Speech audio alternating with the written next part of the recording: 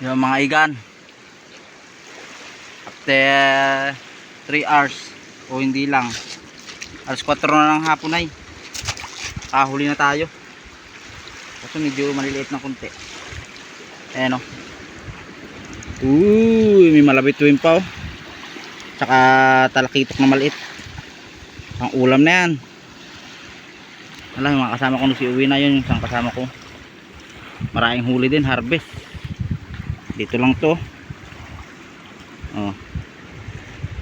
Soap Bait Gaming, maaga pa nga kayo, naubusan lang kami ng pamain namin soap bait. Tingnan nyo ito, pakita ko sa inyo.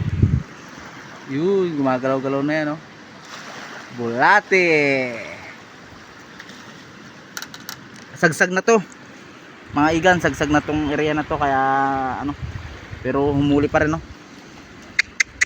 Gamay na gamay, oh. Ang ulam na yan.